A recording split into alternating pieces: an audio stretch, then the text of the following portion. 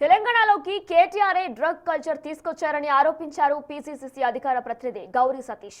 ఎంతో ప్రశాంతంగా ఉండే మొయినాబాద్లోకి ఎమ్మెల్యేలను తీసుకొచ్చి డ్రగ్స్ వైపు ఉసుగొల్పుతున్నారన్నారు. సమాజంలో సంఘ విద్రోహ శక్తిగా కేటీఆర్ నిలిచిపోతారన్నారు. ఇప్పటికైనా కేటీఆర్ తన తీరు మార్చుకోవాలన్నారు గౌరీ సతీష్. తెలంగాణ రాష్ట్రంలో డ్రగ్స్ కల్చర్ను డెవలప్ చేసింది, ప్రారంభించింది మాజీ మంత్రి BRS party working president KTR గారు. ఎంతో ప్రశాంతంగా ఉన్నటువంటి మొయినాబాద్లో డ్రగ్స్ కల్చర్కు అలవాటు చేసే విధంగా పాపం అమాయకులైనటువంటి ఎమ్మెల్యేలు మరియు మాజీ ఎమ్మెల్యేలు వారందరినీ కూడా డ్రగ్స్కి అలవాటు చేసి ఈ సమాజంలో ఒక సంఘ విద్రోహ శక్తిగా నిలిచిపోతున్నటువంటి కేటీఆర్ గారు, బీఆర్ఎస్ పార్టీ నాయకులు దయచేసి ఆలోచన చేయాలి.